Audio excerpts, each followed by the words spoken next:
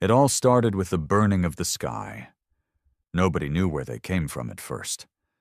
One second, Earth was bustling like normal. Kids were going to school, workers were complaining about Monday mornings, and the old-timers were sitting in diners sipping bad coffee and talking about better days. Then the sky ripped open like some giant claw had shredded it, and the ships poured through. Big, ugly things made of black metal, humming with a sound that made your bones vibrate. At first, people thought it was just some weird atmospheric phenomenon. Maybe a government experiment gone wrong.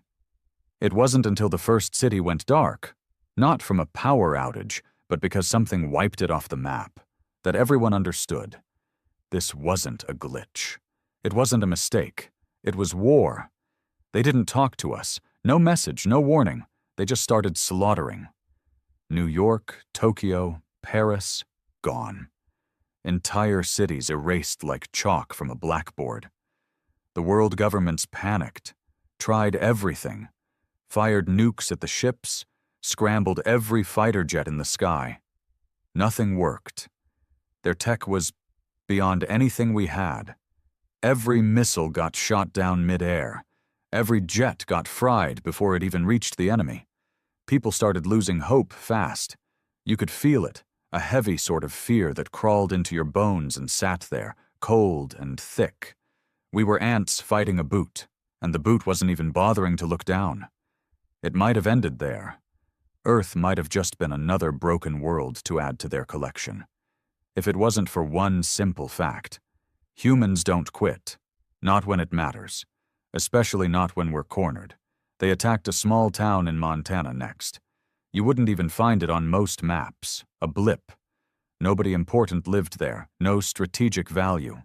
But what they didn't know was that in that little forgotten town lived a retired engineer named Marcus Lane. And Marcus had spent 30 years designing weapons for the military. Weapons he wasn't supposed to talk about. Weapons that were so dangerous, most governments had buried them deep underground, afraid of what might happen if they ever got used. When the ships came to his town, Marcus didn't run. He didn't hide. He climbed into the basement where he kept his bad ideas and got to work. It took him 3 days. 3 days of welding and wiring and cursing under his breath. Meanwhile, the world was burning. More cities gone. Billions dead. The invaders still didn't say a word. Just kept stomping on us like we weren't even worth the trouble. Then, Marcus finished. The device looked like a giant, rusty satellite dish bolted to a half-broken pickup truck. It didn't look like much. Honestly, if you saw it, you'd think it was a junkyard project made by some drunk redneck trying to get better TV reception. But when he turned it on and pointed it at the nearest ship, the sky itself seemed to crack. One pulse, one single shot. The alien ship didn't explode. It didn't crash. It ceased to exist. Not a scrap of metal fell, not a flicker of flame. 1 second it was there, this huge, terrifying war machine, and the next it was just gone. Like it had never been real in the first place. The rest of the ships stopped moving. You could almost hear their confusion. For the first time since they arrived, they hesitated. Marcus grabbed an old CB radio, rigged it into the dish's control panel, and broadcast a message straight into the invaders' communication network. His voice, rough and shaking but clear as a bell, went out across the stars. Earth to the invaders, attack again, and face total annihilation. Silence stretched for what felt like forever.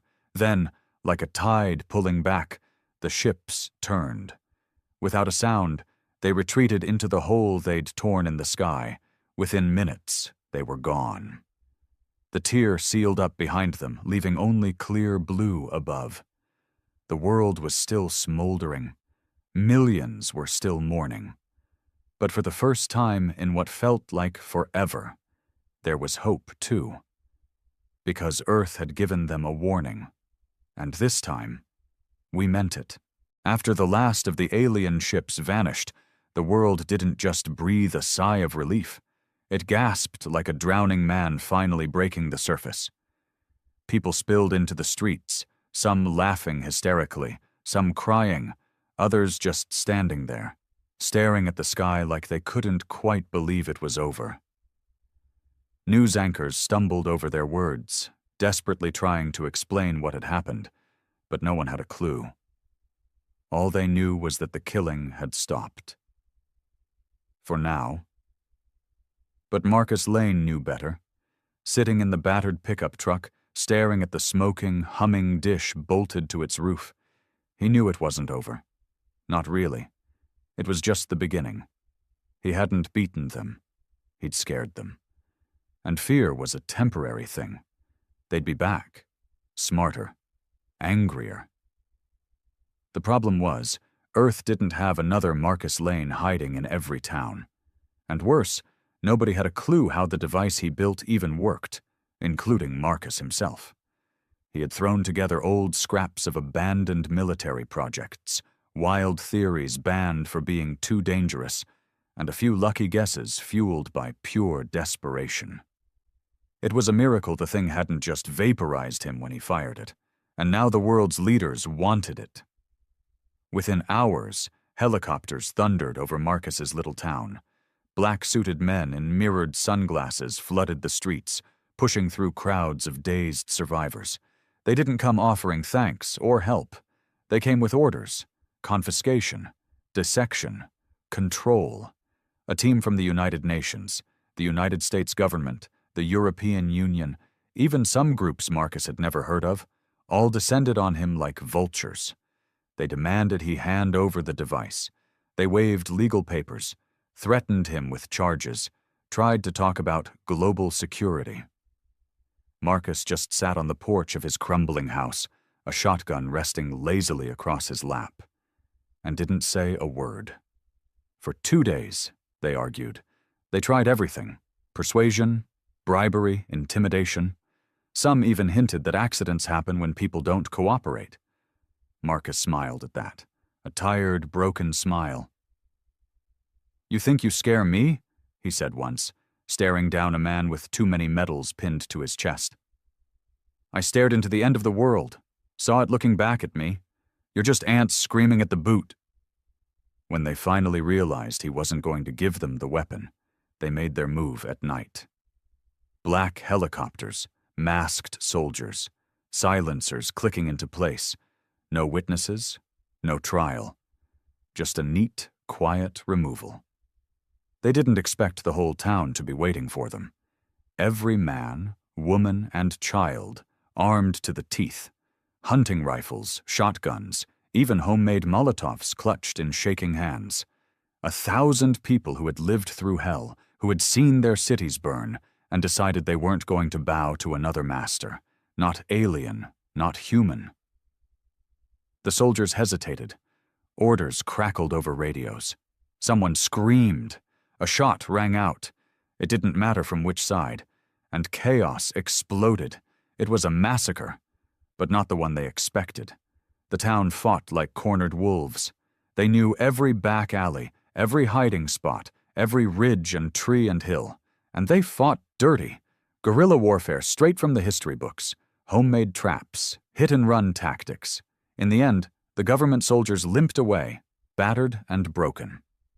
They didn't get the device. They didn't even get a body count. They just left, heads hanging, their pride bleeding out into the dust. And the world? The world watched it all unfold on 1,000 shaky cell phone videos, uploaded to every platform imaginable before the networks could bury them.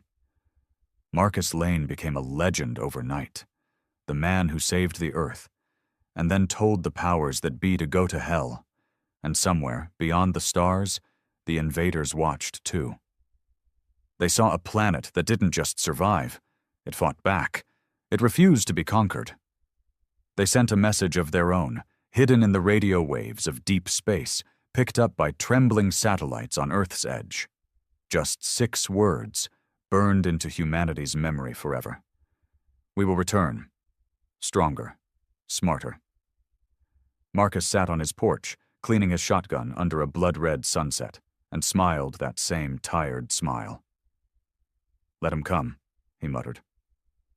In the months that followed, the world changed. It wasn't just the fear that lingered in the air, thick and suffocating, like a storm on the horizon. It was the knowledge that humanity had been given a chance, a rare and fragile chance, to show the universe that we weren't just another dying species waiting for extinction, and we had to make it count. The global response was swift and brutal. Governments that once squabbled over borders and resources now united in a common goal: prepare for the aliens' return. There was no time for politics, no time for bureaucracy, only survival. The weapons Marcus had created, or rather the method by which they had been created, became humanity's best-kept secret. It was a race to reverse engineer his device, to understand the science behind it. The UN set up a covert task force, made up of the world's most brilliant minds. But even they struggled. Marcus had built it in a frenzy, fueled by desperation, but he hadn't kept a single record. It was all in his head. They called it the Project. Meanwhile, the rest of humanity adjusted. Cities rebuilt. Trade routes reopened. Life went on, but it wasn't the same. Everyone knew the day was coming. We could hear it in the rumors, see it in the eyes of the leaders. People no longer talked about the good old days before the invasion. They talked about the weapons, the training, the preparations, and every night, 1,000 people prayed that the aliens wouldn't return tomorrow. In Montana, Marcus Lane became more than just a hero. He became the symbol of Earth's defiance, a symbol of hope, but also a symbol of what might be lost if they failed. In his small town, they erected a monument in his honor, a rusted piece of the alien ship, hanging like a trophy. Below it, an inscription: "To the man who gave humanity a fighting chance." But Marcus, he didn't care for monuments. He stayed in his house, kept to himself, and made sure his truck was ready. He had known from the moment he sent that message to the invaders that they would come back. And this time, they wouldn't be as easy to beat. He had prepared the town for what came next, for the real war, the one that would decide whether Earth was truly ready to defend itself or if it would fall again. Marcus Lane wasn't just a survivor anymore. He was a leader. On the outside, he looked like a grizzled old man in worn-out clothes with a heavy shotgun slung over his shoulder. But there was a fire in his eyes. He wasn't going to let Earth fall. He wasn't going to let them think they could just come in and wipe us out again. In the sprawling underground bunkers built by military engineers, soldiers trained, and civilians too, everyone, because they knew, the aliens had learned, they wouldn't underestimate humanity again. And just when it seemed like the world might get a reprieve, that the invaders might forget about us and move on to easier conquests, a signal was detected. A warning, the kind of message that shook you to your core. 1,000 voices, all speaking at once, all across every frequency, from the farthest corners of space, came together in one unholy symphony.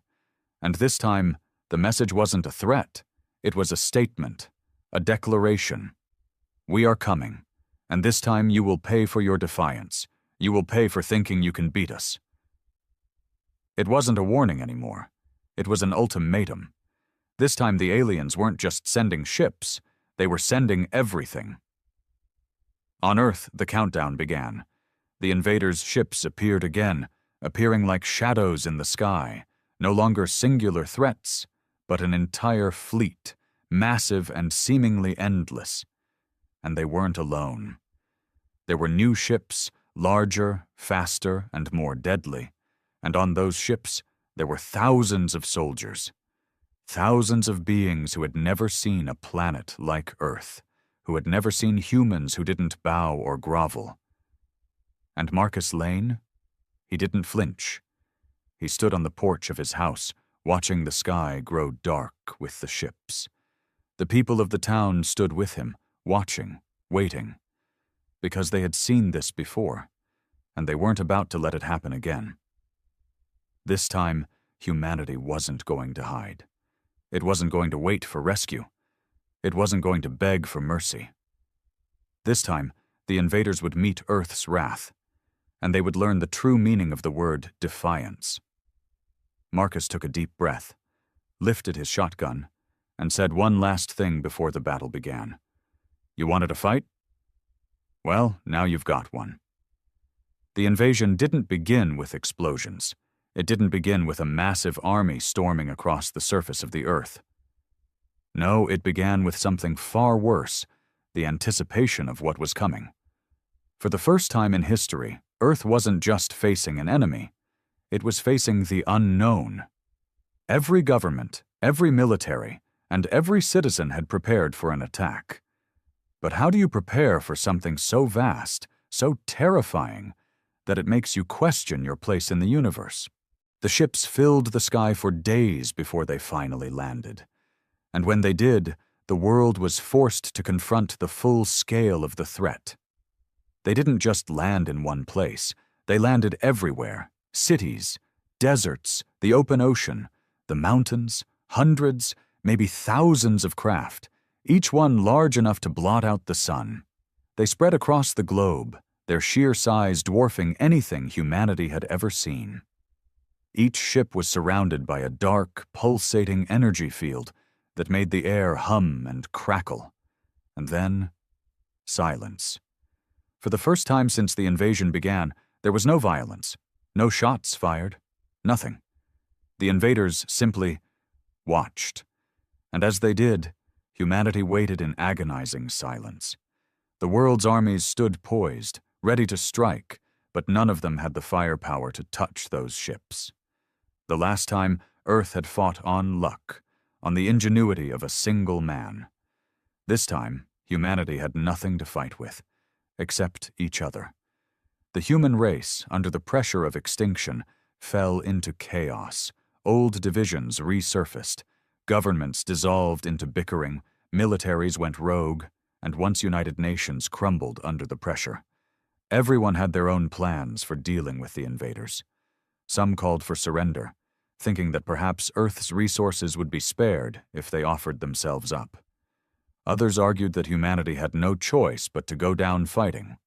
The debates raged across the globe, from the highest political summits to the quietest backyards. Marcus Lane, however, had no time for debates. The old man who had once saved his town from an alien assault now had a more difficult task ahead. He had to rally the last remaining remnants of humanity to unite the fractured pieces of Earth's resistance. He had already seen the first signs of disarray. But as he looked up at the sky, at the ships that loomed like giants on the edge of the world, he knew that humanity couldn't afford to fail. Not now. Not when they were this close to losing everything. Marcus set out on a mission of his own. The project had made some progress. Scientists had finally managed to reverse engineer the basics of his weapon, but the process was slow. So, Marcus made the call. It was time to find more. Find anything that could be used to build something bigger, something stronger. He traveled to the last military bunkers still operating, meeting with generals, old warlords, and scientists from every corner of the Earth. What he was proposing sounded impossible. He wasn't just looking for weapons. He was looking for a way to turn the tide of war. And for that, he needed collaboration, something humanity had forgotten how to do after decades of division. It took weeks, but Marcus began to see the first signs of unity, not because the world governments finally agreed, but because the people did. Soldiers, civilians, engineers, farmers, scientists, and even a few former enemies started working together. They had no choice. The aliens were coming, but Marcus wasn't the only one working. Deep within the alien ships, something else was happening, something far darker. Inside the largest of the alien craft, the commander of the fleet, a being taller than any human could imagine, with dark skin that shimmered like polished obsidian, stood silently before a massive viewing screen. It showed images of Earth's cities, of the human resistance forces, of the broken planet that had once been home to billions.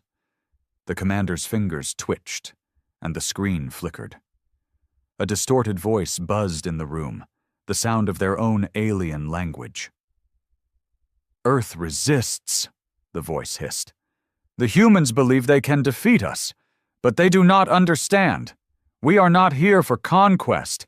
We are here for eradication." The commander didn't respond immediately. It had been a long time since the aliens had encountered a species that didn't just roll over and die. This world, these humans, had thrown their very existence into the face of the galaxy's most powerful empire. And while the commander had ordered the retreat once, out of respect for their tenacity, it was clear that humanity's defiance would not go unanswered. It was time to make them understand. Time to break their will. In the human bunkers, Marcus was still working with every ounce of energy he had. His bones ached, his mind was clouded with exhaustion, but he pushed through. There was no other choice. He was now more than just a symbol. He was the last chance for Earth to stand its ground. Every night he met with the other leaders. They talked about tactics, about the weaponry they had, about the weaknesses they had discovered. And every morning Marcus gave the orders. The resistance would strike first. They wouldn't wait for the aliens to make their move. They would show the universe that humanity wasn't just fighting for survival. They were fighting to win. And then, on the eve of the greatest battle in human history, Marcus stood alone on a hilltop, watching the sky darken once more. The ships had not yet moved, but he knew they would soon. As he looked to the stars, he whispered to himself, "Let them come. Let them see what Earth can do when it fights for its future." The first strike came at dawn.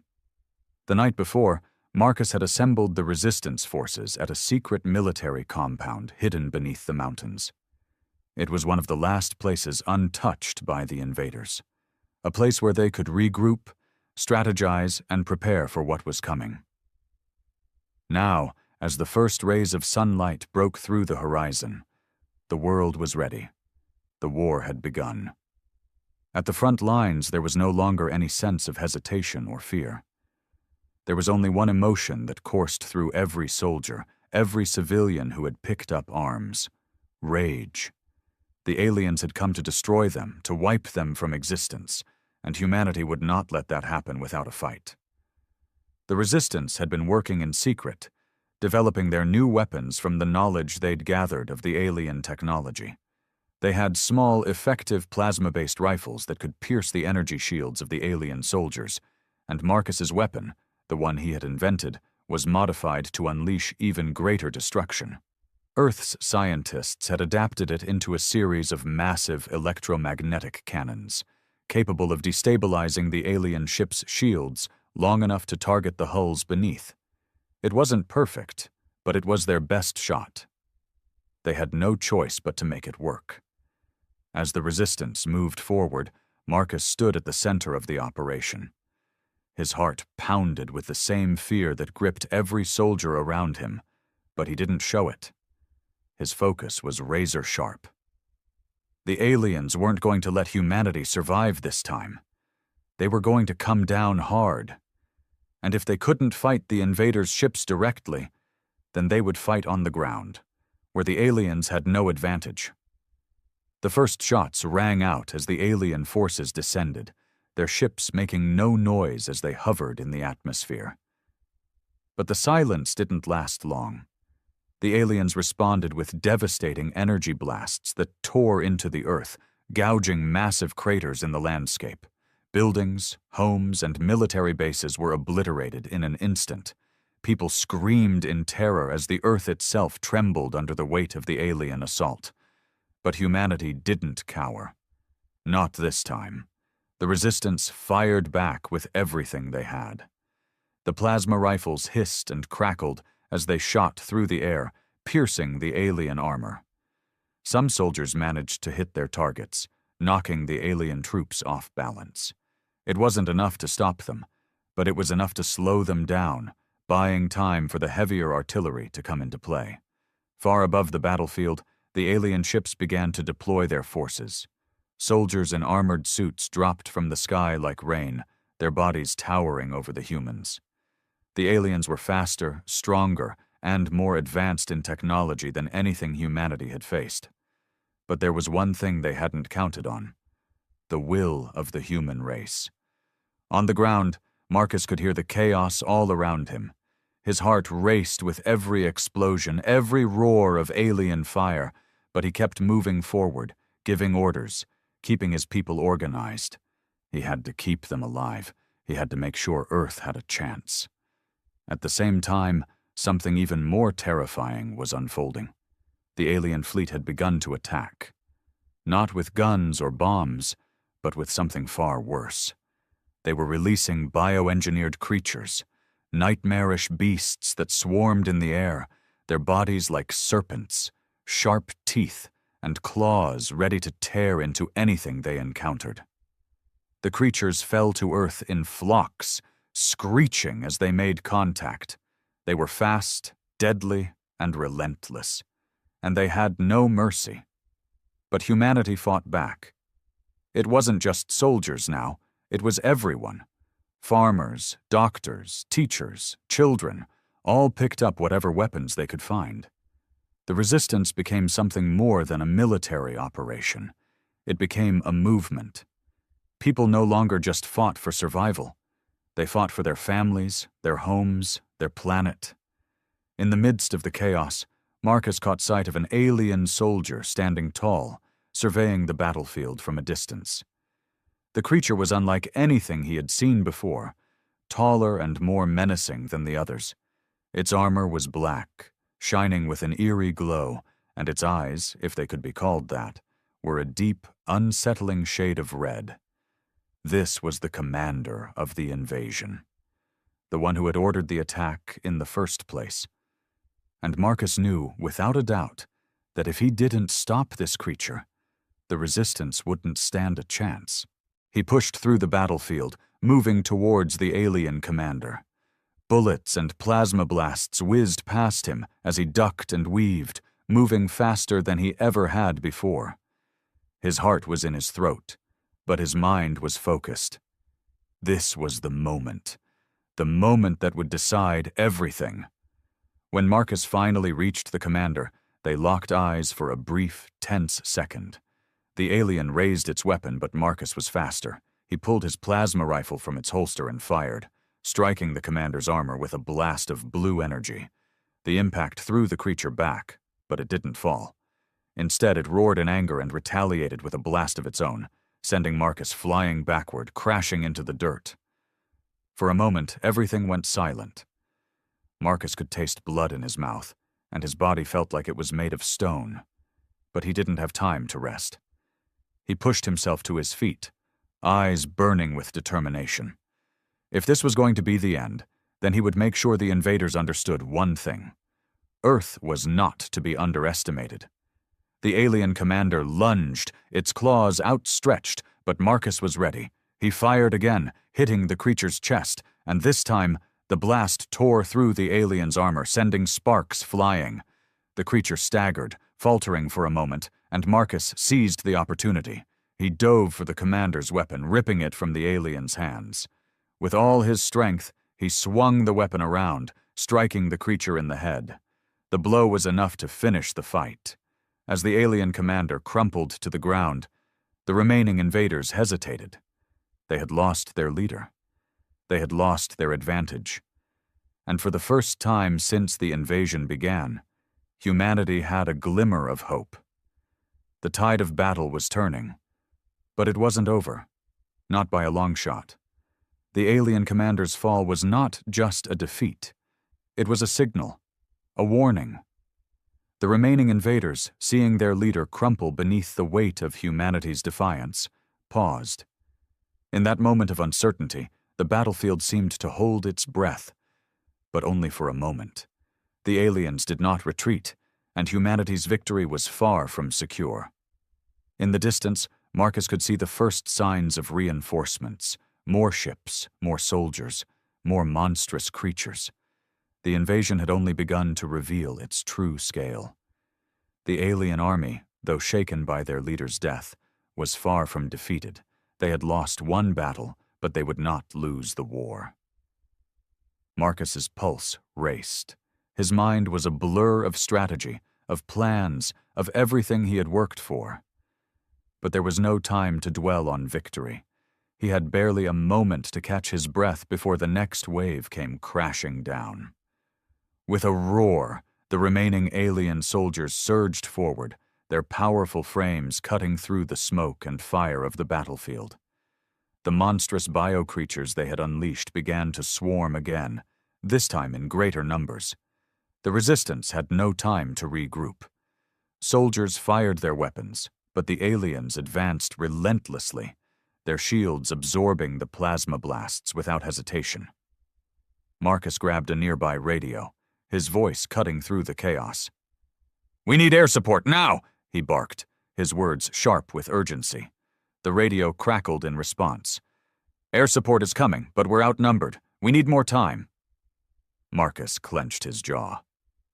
Time was something they didn't have. Across the battlefield, the rest of the resistance was fighting valiantly, but it was clear they were outmatched. The alien technology, their speed, their strength, they were too much for humanity to handle alone. But that didn't stop the soldiers from fighting. Every soldier, every civilian had one thing in common. They refused to give in. They refused to let their planet fall. And that determination wasn't just in the soldiers. Back at the command center, human leaders and scientists were scrambling to finish what Marcus had started. The electromagnetic cannons, the weapons, they weren't ready yet. The resistance was still relying on their smaller weapons, hoping for a miracle. But Marcus knew something had to change. He glanced at the sky again. The ships above were preparing their next strike. If they didn't hit back now, Earth would be lost. Then an idea hit him. Risky, dangerous, but it might just work. "Prepare the electromagnetic cannons. Aim for their ships," he shouted to the nearby soldiers, his voice shaking with the weight of the decision. "We're going for their command vessel. It's the heart of their fleet. Take it down, and the rest will fall." The soldiers looked at each other, some with confusion, others with disbelief. But they trusted Marcus. And when they saw the look in his eyes, they knew it was time. They couldn't afford to hesitate. A loud hum filled the air as the electromagnetic cannons powered up. Their energy surged, crackling with untamed power. Marcus watched, his hands tight on his weapon, as the cannons aimed toward the alien flagship hovering high above. There was a deep breath of anticipation, and then, boom! A blinding blue beam shot up from the cannons, hitting the alien command vessel square in the center. The ship shuddered, its shields flickering, but they didn't hold. The blast tore through the ship's defenses, causing massive explosions. The alien ship began to break apart, a catastrophic chain reaction spreading through its hull. For a brief, fleeting moment, the invaders hesitated again. But it was a moment of weakness, and the humans weren't about to waste it. The air support, led by the few remaining fighter jets left in Earth's arsenal, launched their attack.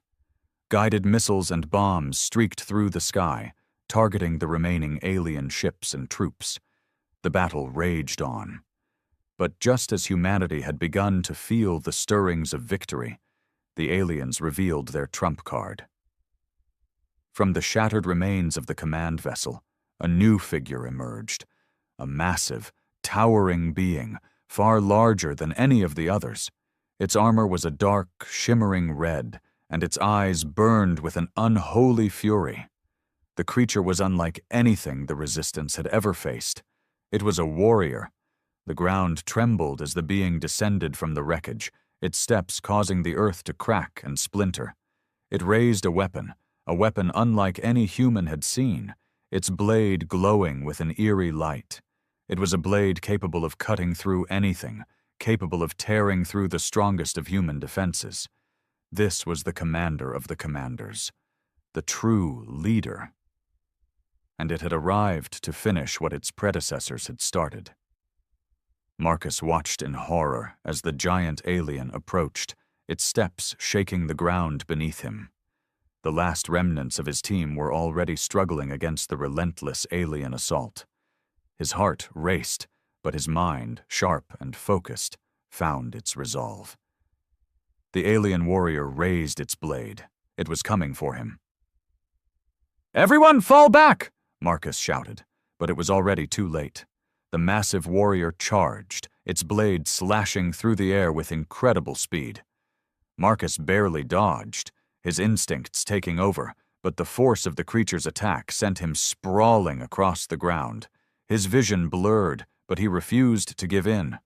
The creature swung again. Marcus rolled to his feet, grabbing his plasma rifle, firing a few desperate shots. But the alien's energy shield absorbed them effortlessly, and it raised its blade to strike once more. It was a move he couldn't dodge. In a split second, something deep within Marcus snapped. He couldn't let it end like this, not after everything. In a desperate final move, he launched himself at the creature, using the last of his strength to leap into the air, narrowly avoiding the blade's path. With a yell of pure rage, he grabbed the alien's arm and pulled it toward him, twisting the creature's massive weapon from its hands. For the first time, the warrior faltered, and Marcus knew that this was his chance. "Die, you bastard!" he screamed, as he drove his weapon into the alien's chest, the blast sending the creature stumbling back. But it wasn't enough to kill it. The alien fell to its knees, a low growl escaping its throat as it fought to regain its strength. Marcus raised his weapon once more, knowing that this was it. This was the moment that would determine Earth's fate. The alien warrior's breath was heavy, labored, its dark, glowing eyes filled with a mixture of rage and disbelief. Marcus could feel the heat of its hatred radiating toward him, but he didn't back down. He couldn't afford to. Not now. Not when Earth was on the brink of extinction. Not when the weight of every life was on his shoulders. He steadied his weapon, his finger on the trigger, his mind racing. This was it. One last strike, one last chance to end this nightmare.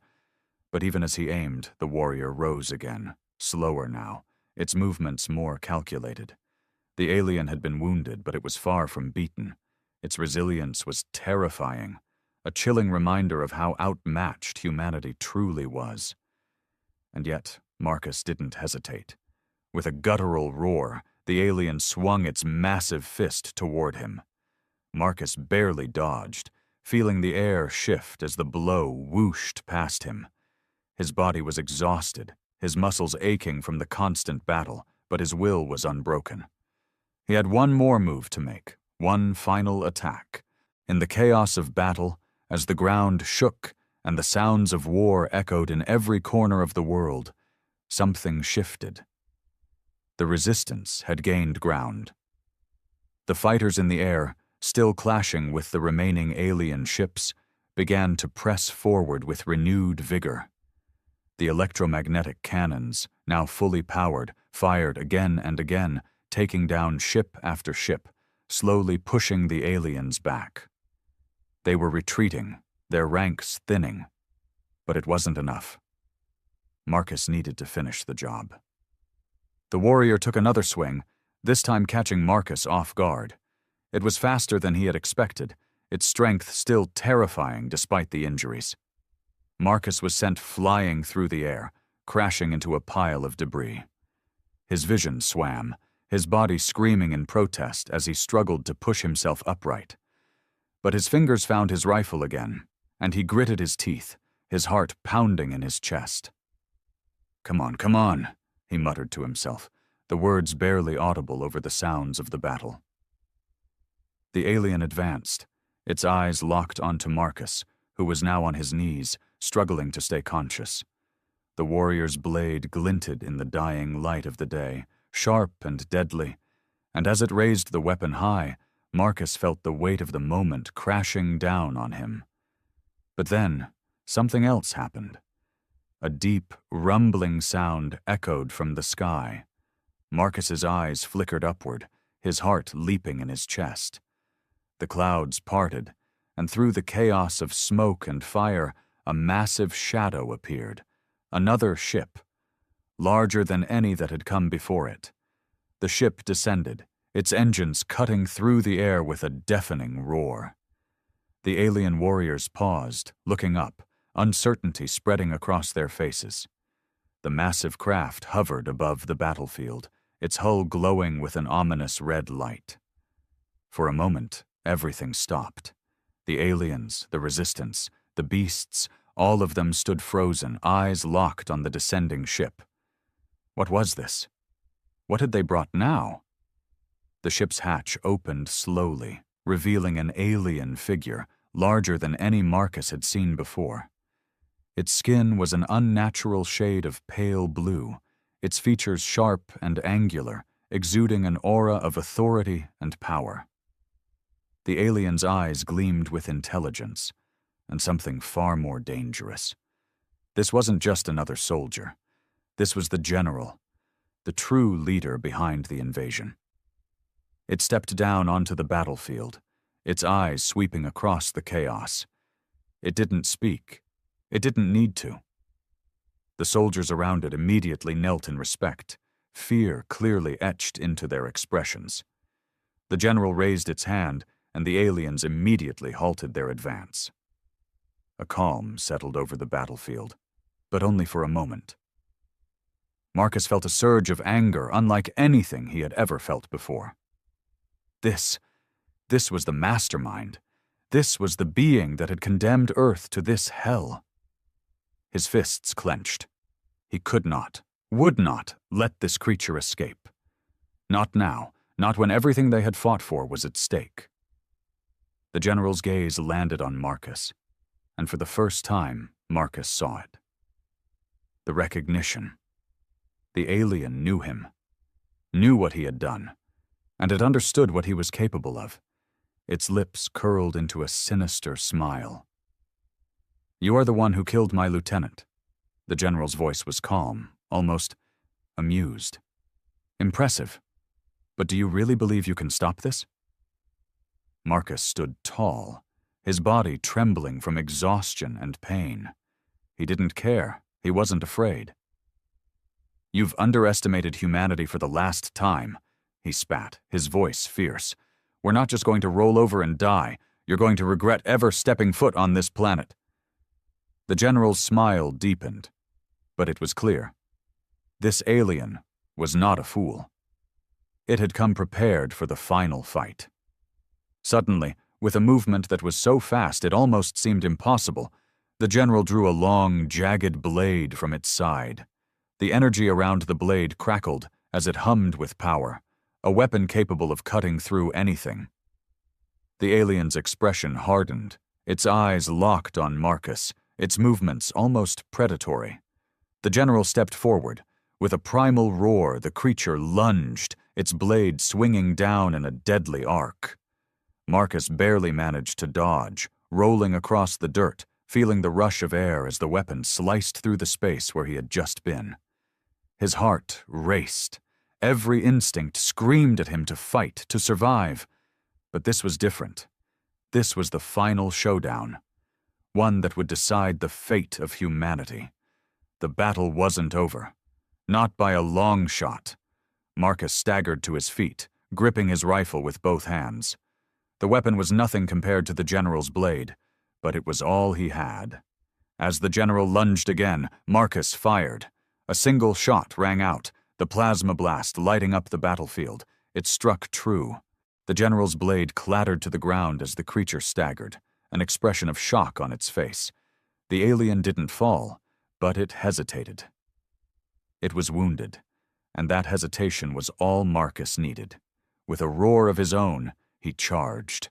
The ground beneath him shook as he sprinted towards the general, his rifle raised, The last bit of energy in his body focused on ending this once and for all. The alien's eyes widened, and in that moment, Marcus knew.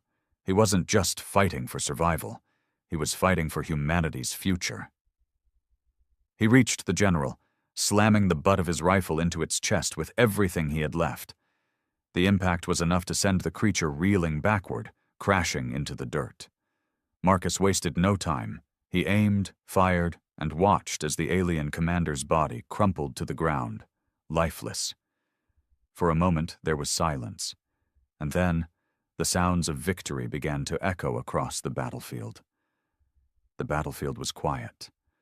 For the first time in what felt like an eternity, there was no sound of alien ships firing, no monstrous beasts roaring, no blasts of plasma or the cries of the wounded. The Earth, scarred by the brutality of the invasion, seemed to exhale, as though it, too, was taking in the gravity of what had just occurred. Marcus stood over the fallen alien general, his body trembling with exhaustion, but his mind racing. He had done it. They had done it. Against all odds, Earth had fought back and won. But as the silence stretched, an uneasy feeling settled over him. Was this really over?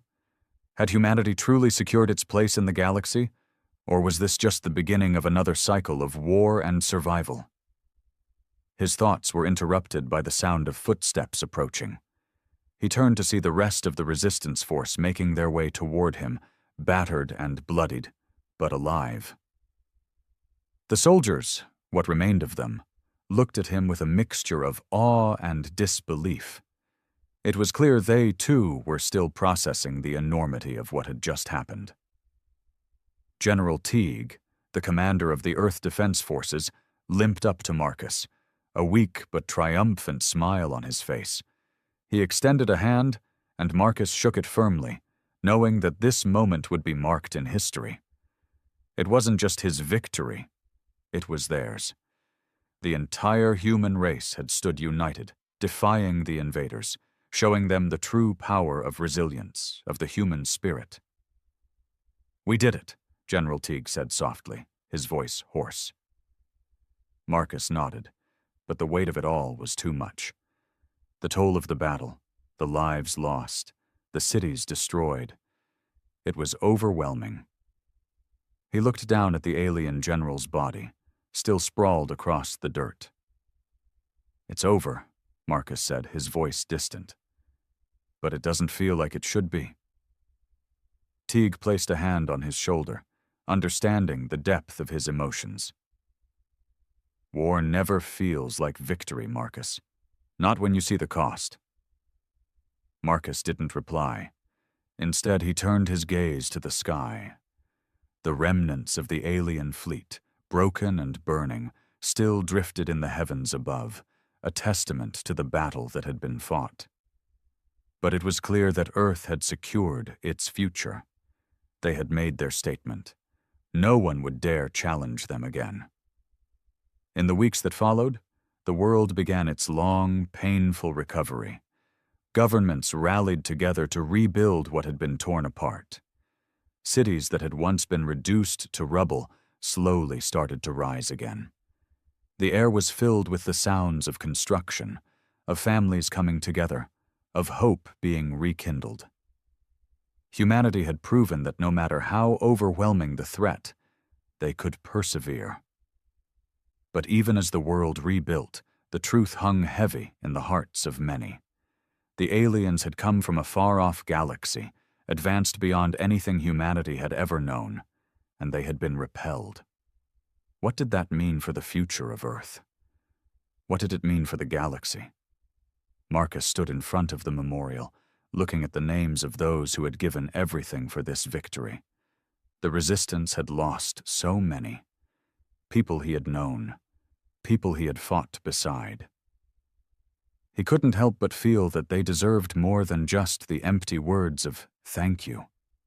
They had given their lives for something much bigger than themselves, something that transcended borders, that united humanity for the first time in history. And now that unity had to carry forward. A voice interrupted his thoughts. It was General Teague again, standing beside him, looking down at the names etched in stone. "They were the real heroes," Teague said, his voice thick with emotion. "We might have led the charge, but it was the everyday people, citizens, workers, mothers, fathers, that made this happen." Marcus nodded. "We all played our part. But it feels like we're just scratching the surface. The war is over, but the galaxy is still out there. Who knows what else is waiting for us?" Teague sighed, a weary but determined look on his face. "We'll be ready. For anything. Humanity's greatest strength isn't our technology or our weapons. It's our will to survive, to keep fighting. That's what won us this war." Marcus smiled, but it was bittersweet. He knew that the world had changed forever. Humanity had proven itself. But at what cost? And now that the aliens knew the true strength of Earth, would they come again? Or had they learned a lesson too harsh to forget? "We'll keep fighting," Marcus said, his voice resolute. "For those we lost, for those we've yet to protect, and for the future we'll build. This isn't the end, it's just the beginning." As time passed, humanity started to change. No longer isolated and divided, Earth now had a shared purpose. People who had once fought for their countries, their own survival, now looked toward the stars with a new sense of unity. The threat of the alien invaders had done what nothing else had been able to. It had united the world in a way nothing ever could before. But even as the planets and the stars beckoned, Marcus knew that peace was fragile. The universe was vast and filled with unknowns. But Earth had proven something important. Humanity could fight back. Humanity would fight back. And as Marcus stood at the edge of the rebuilt city, looking up at the sky, he knew that Earth's message had been heard. The stars above were silent now, but the echo of Earth's defiance would be felt across the galaxy for generations to come. Attack again and face total annihilation. Humanity had spoken. The universe would listen. And Earth was no longer just a blue dot in the vastness of space. It was a force to be reckoned with. For thousands of years, humanity believed it was young, a species that had just stumbled into the stars, fumbling with rockets, dreaming of touching distant worlds. Earth's history books told tales of apes turning into men, men building fires, and civilizations slowly rising from the mud. Nobody remembered anything different.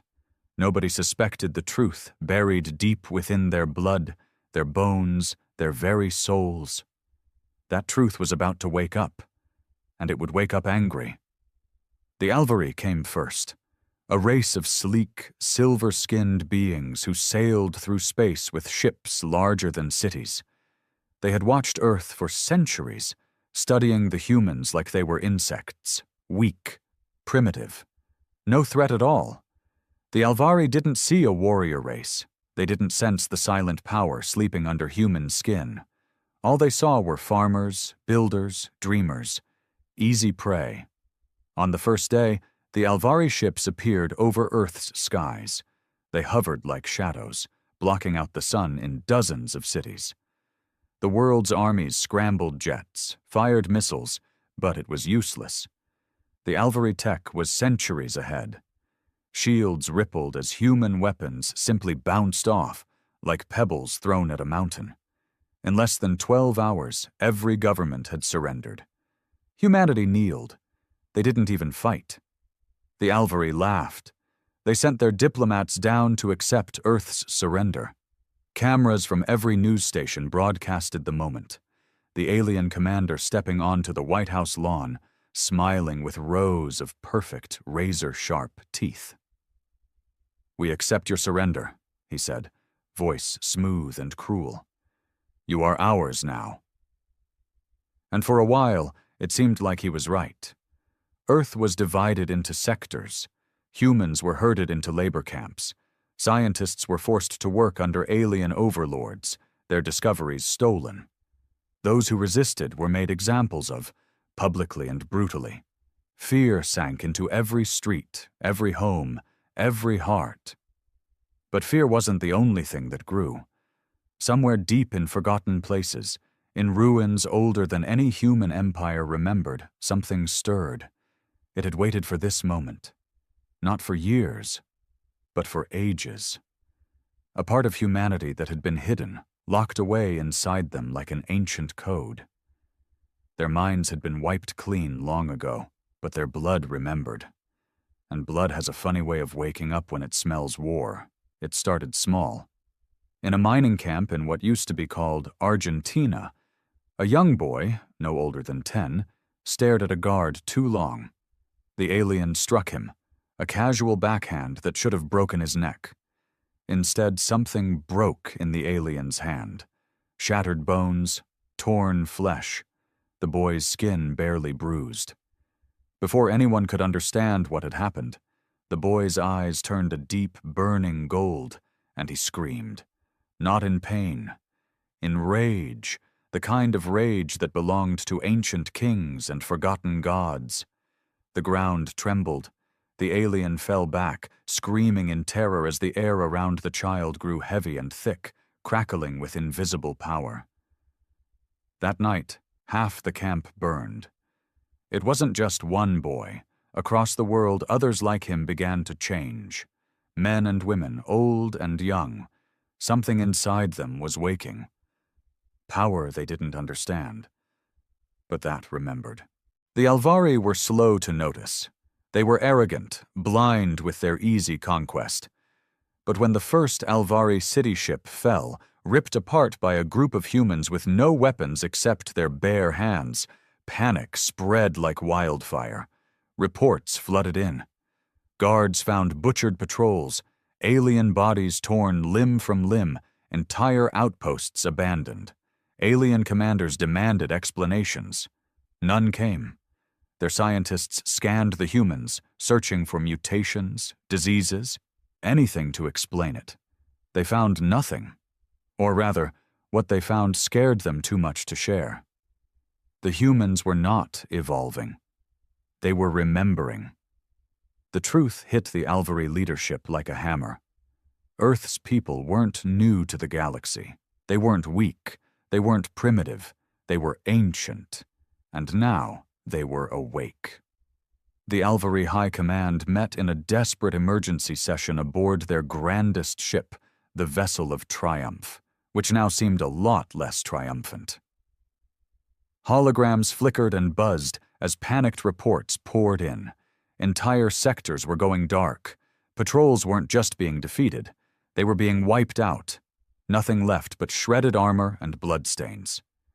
Commander Krelvas, who had once declared Earth's conquest a ceremonial sweep, now trembled with a cold dread. He slammed his claws against the war table, his voice cracking. How? How could we have misjudged them so badly? None of his officers answered. What could they say? For decades, the Alvari believed they were the apex race, that humanity was a backwater accident. But now, that illusion was crumbling fast. In the shadows of Earth's ruins, a force was rising, and this time it wasn't marching with banners or tanks. It was moving like a storm, unseen until it struck. Camps were overturned, alien outposts incinerated. Alvari slaves, humans who had once cowered, were now fighting back with a savagery that terrified even the most hardened soldiers. It wasn't just strength, it was strategy. Ruthless, cold strategy. In one sector, humans had feigned surrender, only to bait the Alvari into a trap that collapsed an entire city block. In another, a human woman had hacked into their ship systems using old human tech, forcing a fleet to crash into their own orbital station. These weren't accidents. These were coordinated attacks. "Commander," croaked a science officer, voice brittle, We've found something." A shaky hand pulled up an ancient star map, older than Alvari history itself. Etched into the deep records of the galaxy, hidden beneath layers of forgotten data, It showed thousands of systems, once ruled by a force so dominant, so brutal, that no one dared speak its name. A force that had vanished mysteriously eons ago, leaving only shattered relics behind. The humans were not its descendants. They were it. They were the ancient force. Time had buried their empire, crushed their cities, and erased their memories. But some things don't die. They only sleep. And now, their instincts, their battle-hardness, their dominion over death itself, was reawakening. "You fools," whispered Krelvas, voice barely audible. "We've conquered our creators." Meanwhile, back on Earth, the movement was growing. In the shattered remains of old New York, a man named Marcus Vale stood before a crowd of thousands. He wore no armor, no crown, but when he spoke, the very air seemed to listen. "They thought we forgot who we are," Marcus said, his voice rolling over the broken streets like thunder.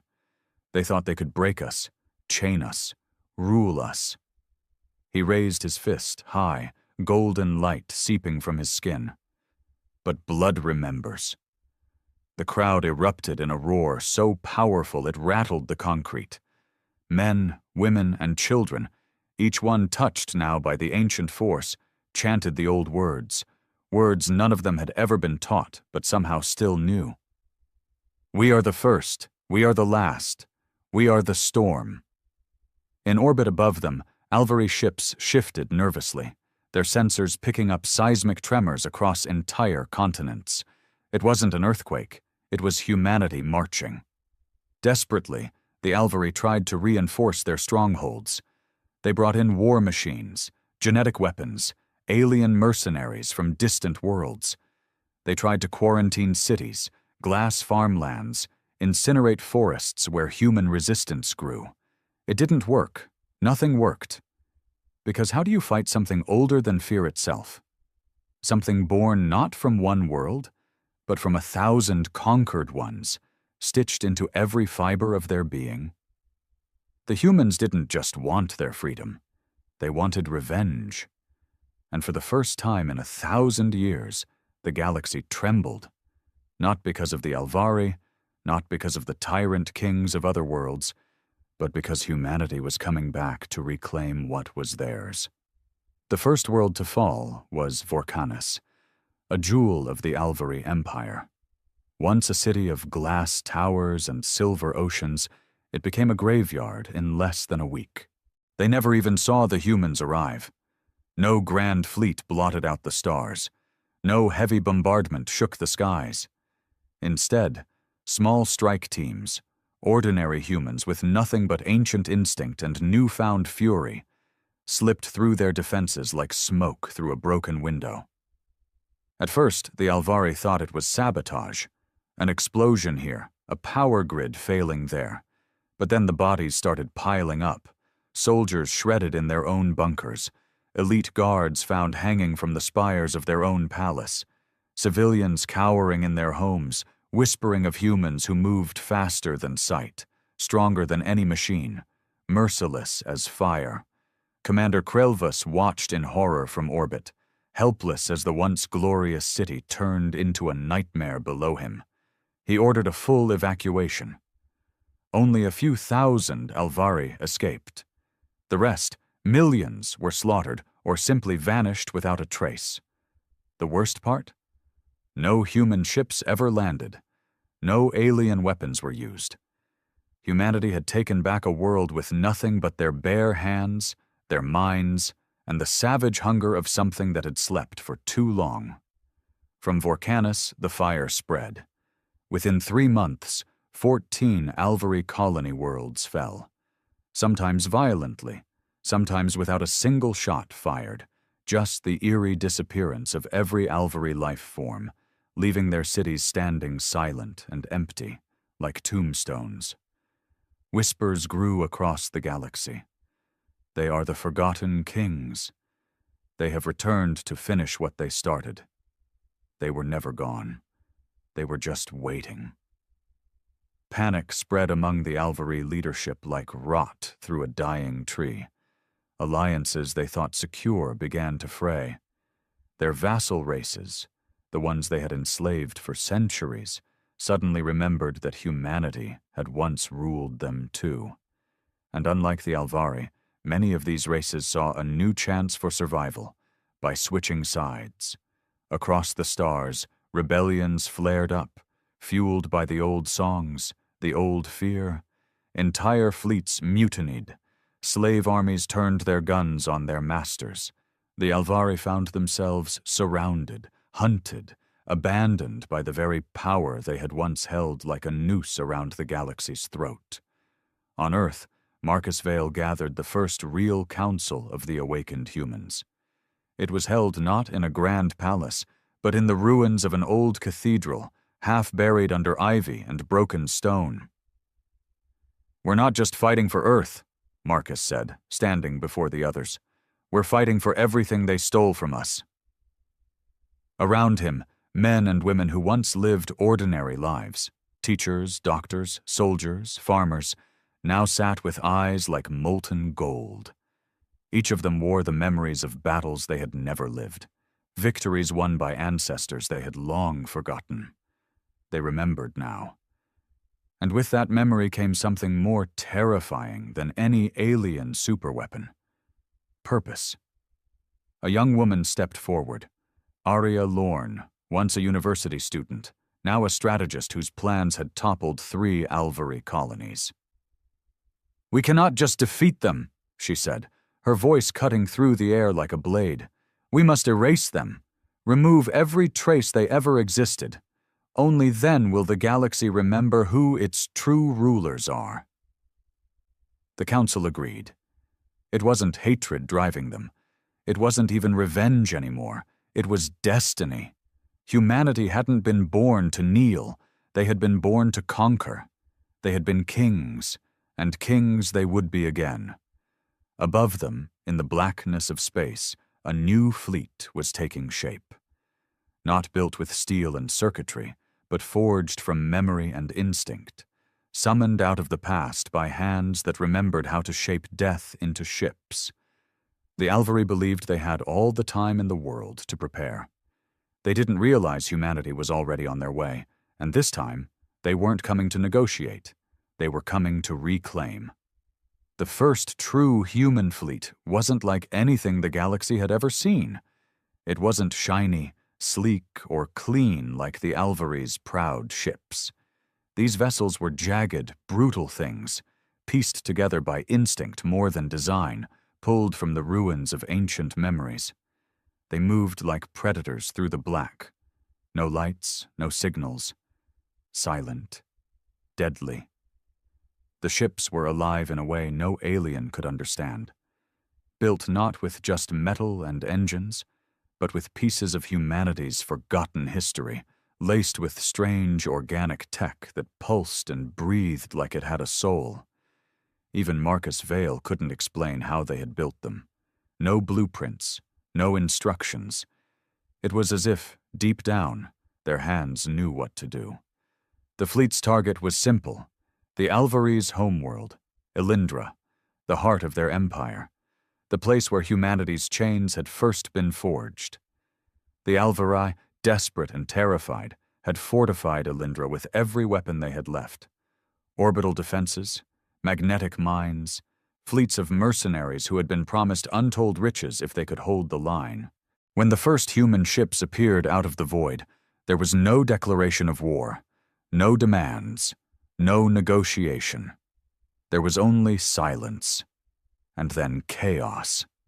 The Alvari defense grid opened fire immediately, throwing a wall of plasma, missiles, and energy blasts towards the invaders. It should have shredded them. It should have torn the human ships apart in seconds. It didn't. The human vessels moved between the shots with a precision that didn't seem possible. They shifted, bent, and sometimes simply vanished, reappearing inside the Alvari lines like specters. Where the Alvari fought with fear, humans fought with fury, and worse, something was happening to the Alvari crews.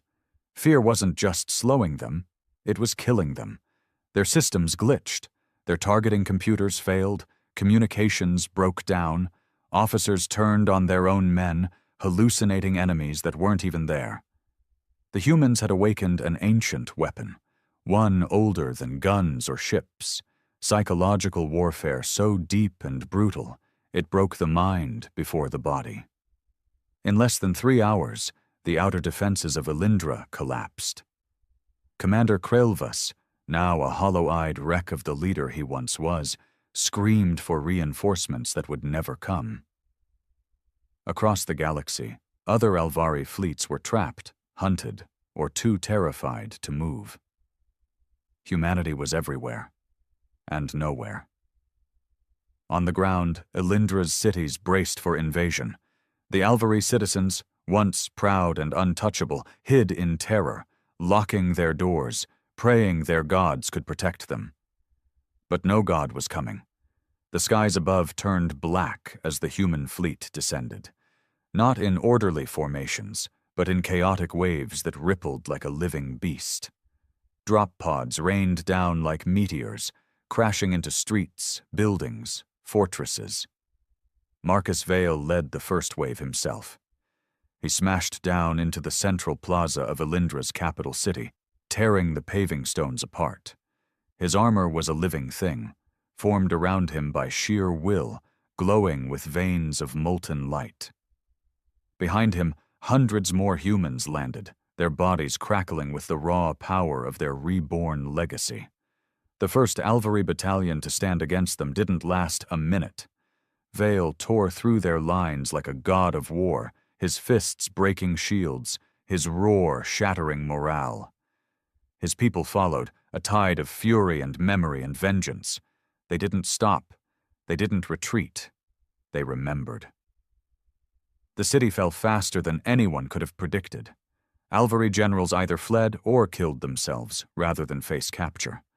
Their proud banners were ripped down, their monuments crushed under human boots. At the top of the high spire, the Alvari's center of government, Marcus Vale stood before the terrified remnants of their leadership.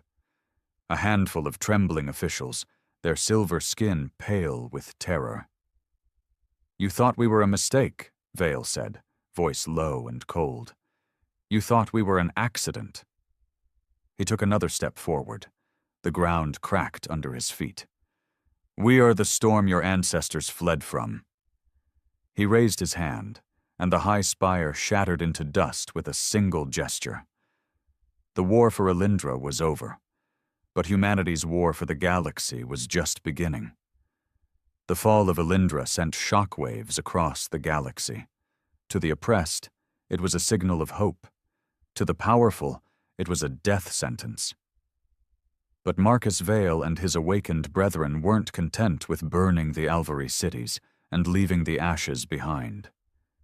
They knew something deeper was hiding beneath the Alvari's empire, something that needed to be dragged into the light and destroyed. And they didn't have to dig very far. Beneath the golden streets of Elindra, hidden under layers of shielding and misdirection, was a network of massive underground vaults. At first, the humans thought they were bunkers, maybe storage for weapons, or secret escape routes. They were wrong. The vaults weren't for protection. They were prisons. Humanity found them by accident. A young soldier, Ethan Marr, chasing a fleeing Alvari officer, stumbled upon a disguised elevator shaft deep in the ruins of the high spire. He called it in immediately. Marcus led the response team himself.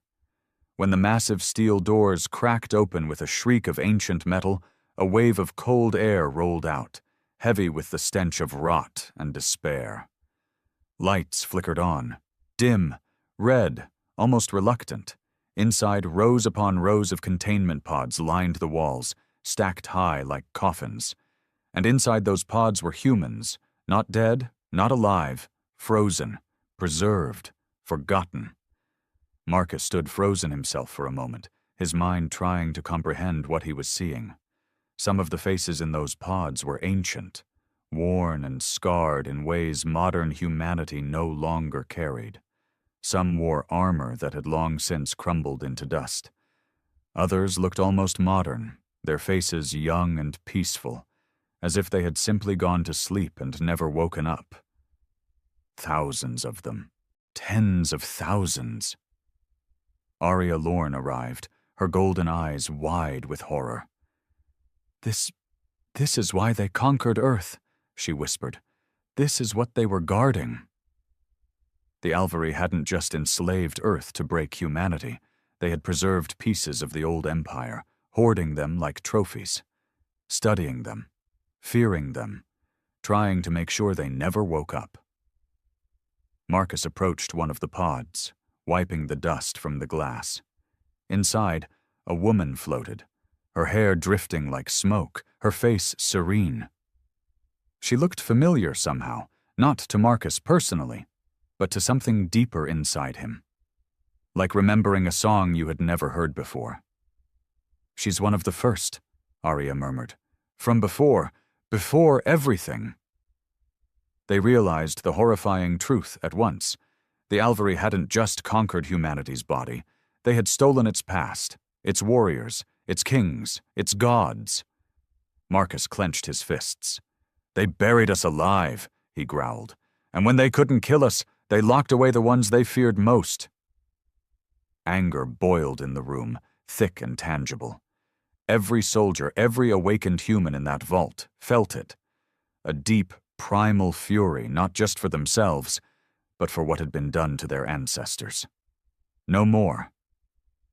Arya stepped forward, pulling a cracked interface panel from the wall. "I can wake them," she said, her voice trembling with rage and awe. "It's risky, but if we do it carefully, we can bring them back." Marcus didn't hesitate. "Do it," he said. As Arya and the tech teams began the delicate process of reawakening the frozen warriors, Marcus turned back to the others. His voice echoed through the cold, dead halls. "They stole our world. They stole our memories. They stole our blood." He paused, letting the weight of those words sink into their bones. "But they can't steal our future." One by one, the pods began to flicker. Lights turned green, vital signs spiked. Faces that had slept through centuries, through eons, began to stir. Fists clenched, eyes snapped open, golden, burning, filled with ancient fury. They were waking. The first, the original rulers of humanity's forgotten empire, were waking. And when they rose, the galaxy would remember why humanity had once ruled without mercy or fear. Above them, in the broken skies of Elindra, Alvari survivors tried desperately to regroup, to warn the rest of their crumbling empire. But it was too late. Humanity was no longer just rebelling. They were resurrecting. The first of the ancient warriors stepped out of her pod with a hiss of freezing air, her bare feet hitting the cold floor like the drumbeat of an ancient war. She was tall, taller than any modern human. Her body marked with swirling tattoos that pulsed faintly under her skin, glowing in rhythm with her slow, measured heartbeat. Her name, once whispered in forgotten legends, came back to her lips the moment she opened her eyes. "Sira Valen," she said, her voice low and rough from centuries of silence. Marcus Vale stood before her, humbled without knowing why. Every part of him, every instinct bred through lifetimes, told him to kneel. This woman wasn't just a soldier. She was a queen, a general, a living weapon molded from the peak of humanity's ancient dominion. Sira's golden eyes scanned the ruined vault. The humans gathered around her, the broken remains of the Alvari Empire overhead.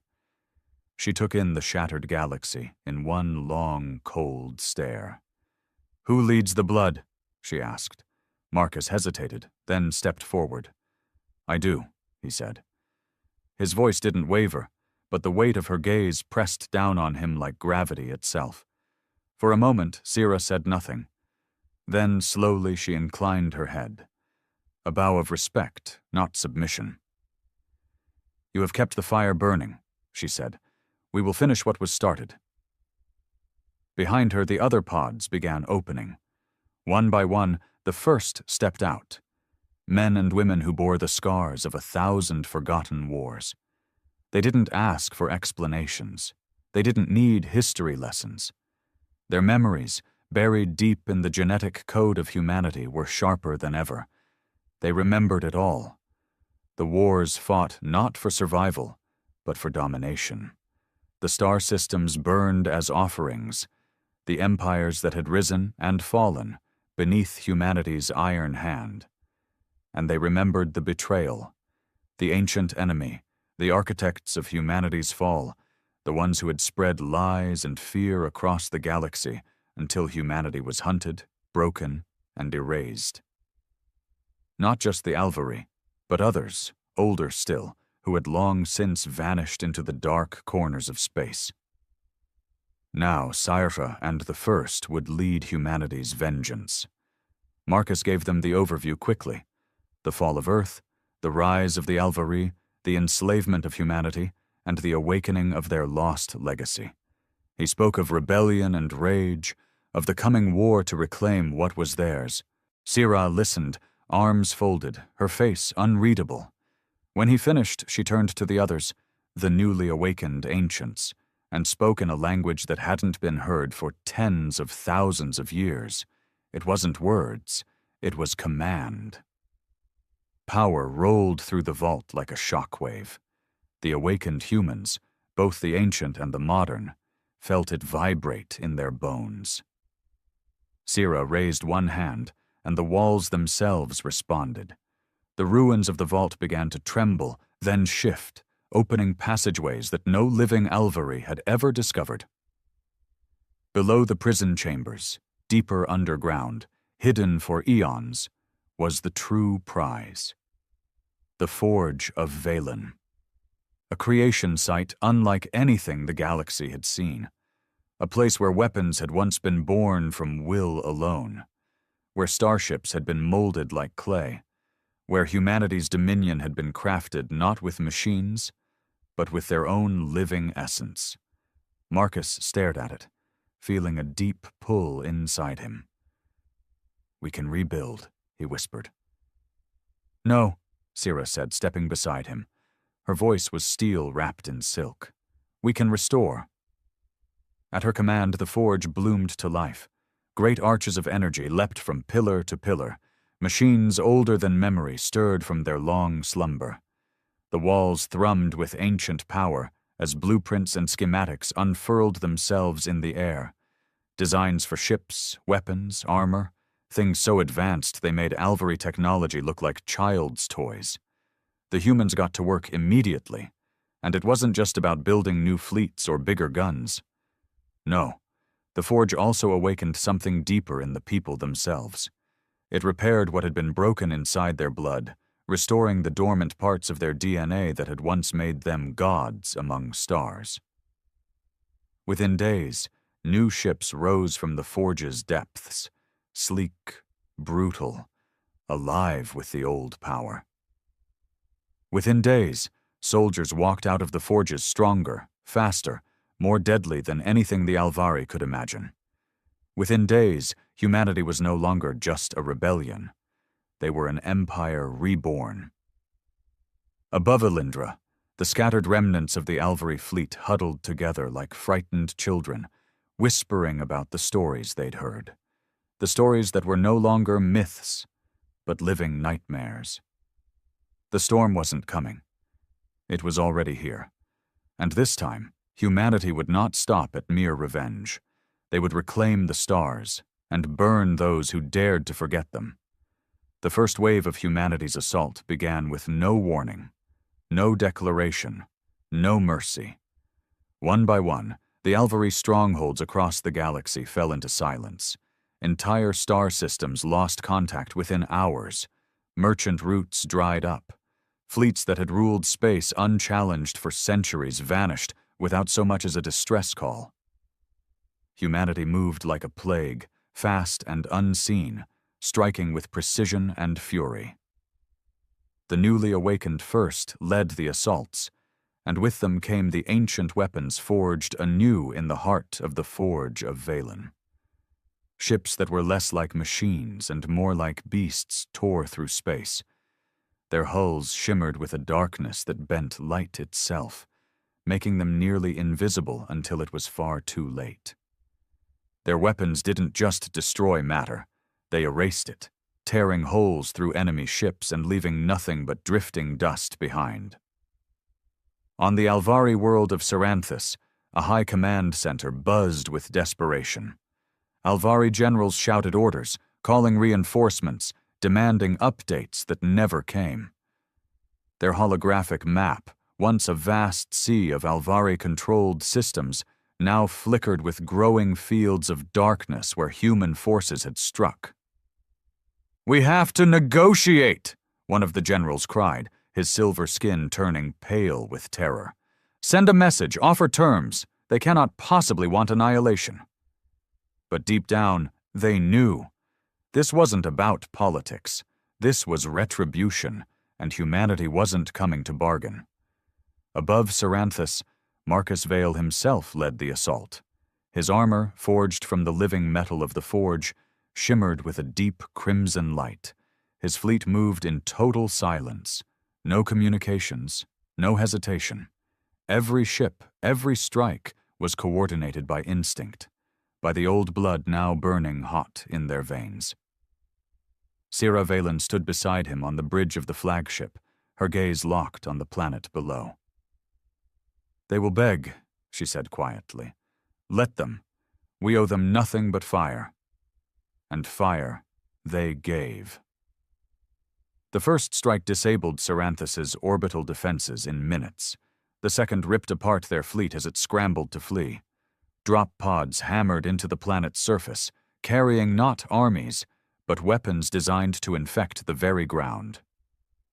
Structures collapsed as the ancient nanotech spread like wildfire, consuming Alvari fortresses and factories in minutes, leaving nothing but silent craters.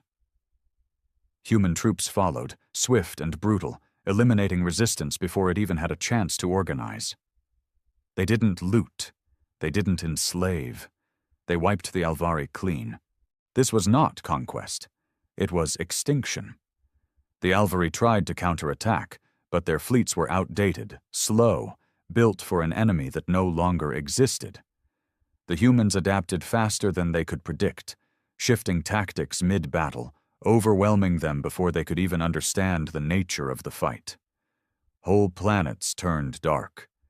Stations went silent. In less than 2 standard weeks, humanity recaptured more territory than the Alvari had conquered in 2 centuries. And it wasn't just human soldiers leading the charge now. The newly awakened ancients were joining the battle. On the battlefield of Ulnar Prime, a single ancient warrior, Kalen Morn, faced an entire Alvari battalion alone. He didn't carry a gun. He was the weapon. His body moved faster than thought, faster than sight. Where he passed, Alvari soldiers fell like wheat before the scythe. It was not a battle. It was a slaughter. Stories spread like wildfire among the surviving Alvari. Some spoke of human commanders who could control entire fleets with a single thought. Others spoke of warriors who could tear tanks apart with their bare hands.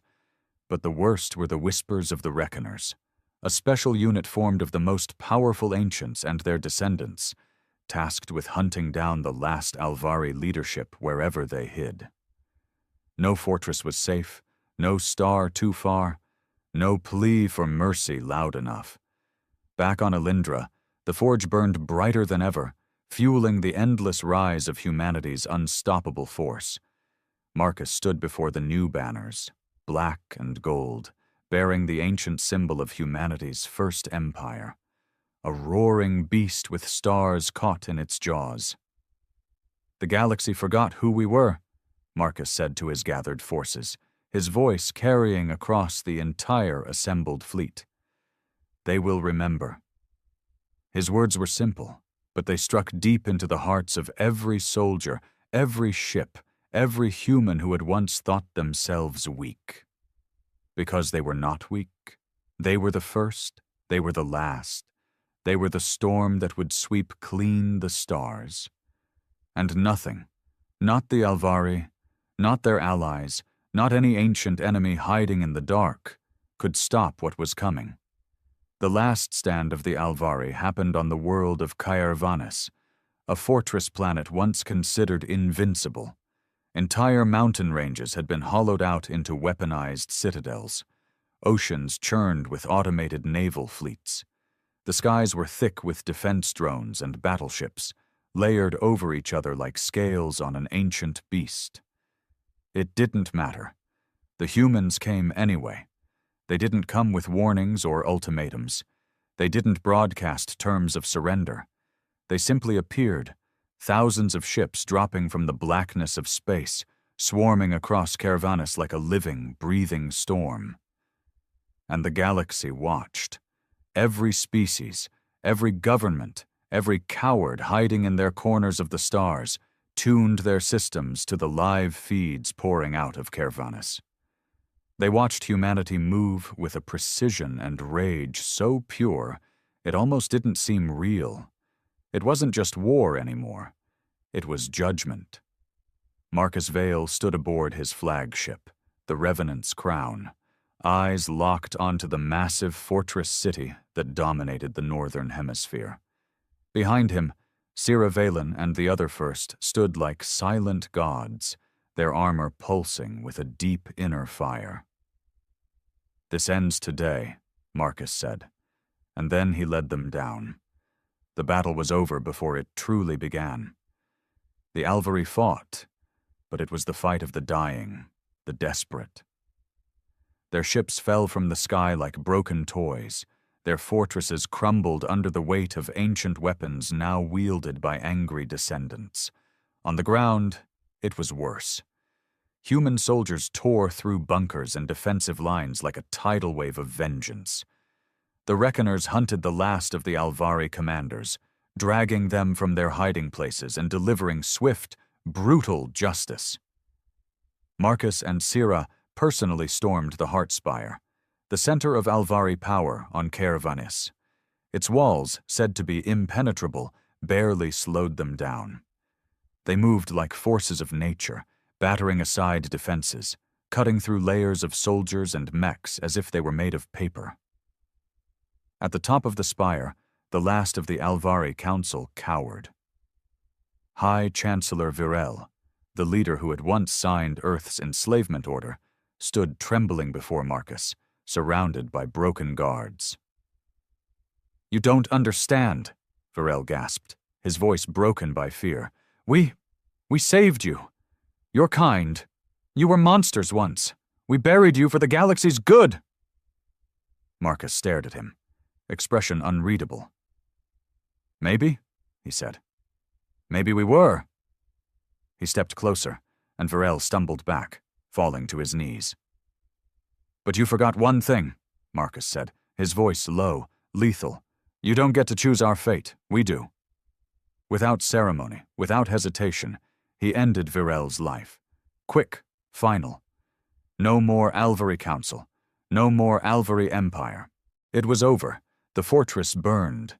The Alvari surrendered, or were annihilated. Across the galaxy, the news spread like wildfire. Humanity had returned, and the galaxy belonged to them again. But Marcus Vale and the Council of the First didn't stop there. They knew that if they left the remnants of the old powers alive, history would simply repeat itself. Hatred would fester. Revenge would brew. So they built something else. Not a new empire built on oppression and slavery, but a new order. At the heart of Alindra, now renamed Velaris, they built the Throne of Memory, a massive structure of living metal and stone where humanity's past was carved into the walls for all to see. Every betrayal, every war, every forgotten sacrifice. It would never be forgotten again. The galaxy's species were summoned, not as slaves, but as witnesses. Humanity offered them a simple choice: peace under humanity's protection, or oblivion. Most chose peace. A few resisted, and were swiftly reminded why humanity had once ruled the stars. In the years that followed, Marcus Vale became a legend, the man who awoke a dead empire, the man who burned the old galaxy to ash and planted a new one in its place. Sira Valen and the other First guided the rebuilding, teaching humanity's lost knowledge back to their descendants, shaping them into something even greater than before. It was not a perfect future. There would always be darkness, there would always be enemies. But this time, humanity was ready. They would not forget again. They would not fall again. Because the galaxy had learned one final brutal lesson: you can kill memories. You can bury histories. But you cannot destroy destiny, and humanity's destiny was to rule the stars forever.